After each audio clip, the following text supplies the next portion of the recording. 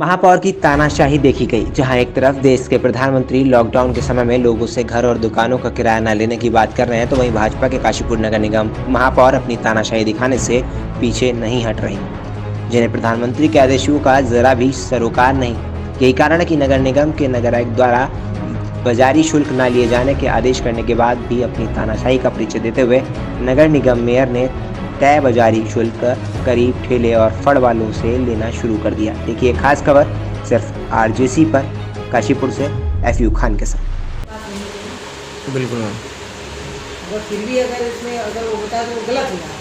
हाँ, तो मैं तो जो भी मैं अपने जो हमारे उपविधियाँ बनती हैं उनकी बात करूँगी, और उपविधियों से ही पूरा जो है हर नगर निगम हो, नगर पालिका हो, नगर बताए व्यापार मंडल विजिट वाली दे, तो मैं तो इसमें कुछ नहीं देख सकती। 3 दिन कोई बहुत बड़ी बात नहीं है, वो फाइल जो है विधिवत रूप से चलनी चाहिए।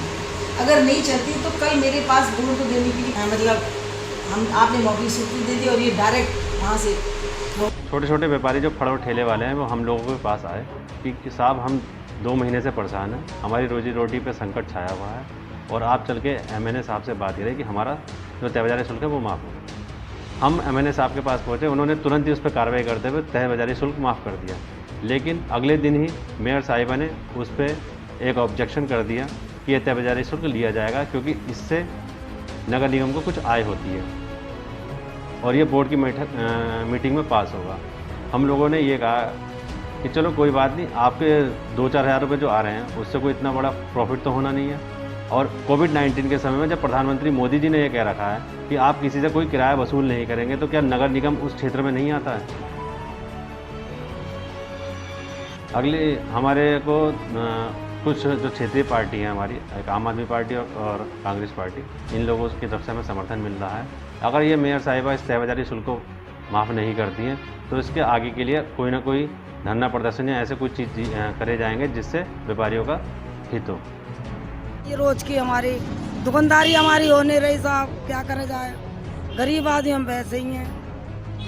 अगर हम बात हम तो यही करता जे काम करते हैं बस, और कोई काम नहीं है हमारा। बस आंसू लेके जा रहे हैं, देखो आपको दिखाया, पहले भी बाबूजी मेरी बहुत सारी रखी हैं और अब की भी देखो आपको दिखाया मैंने। अभी नहीं हो रहे हैं ऐसे 100-200 की हो जाए, खर्चा भी हमारा पूरे नहीं हो रही, हम क्या करा जाए। और वो पर्ची पहले ले गया, नहीं मासूल पहले दो, हमें मासूल पहले दो, ऐसे क्या खर्चा होगा हमारा, कोई खर्चा नहीं होता है। तो बतला तो दिया आपको, बहुत मौत हो गई, 200 की हो गई बाबूजी, 200 की हो गई, 150 की हो गई, बच है बस। क्या नाम है आपका?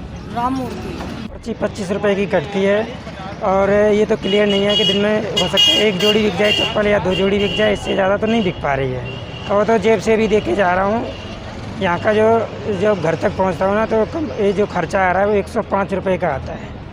तो कभी अभी 5 दिन हो गए लगातार मेरे को, जो कि अपनी जेब से ही दे के गया हूँ।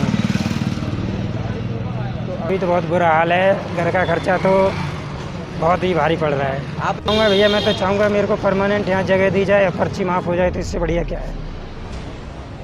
रणवीर रहा था, तो जब लॉकडाउन की शुरुआत हुई उसमें हमने स्वतः ही जो तय बाजारी थी कुछ समय के लिए बंद कर दी गई थी, लेकिन हमारे यहाँ से तकरीबन 200-250 ठेले भी चलते रहे जिनको कि विधिवत रूप से नगर निगम से परमिशन मिली थी। उसके बाद भी हमने कोई तय बाजारी उनसे नहीं ली।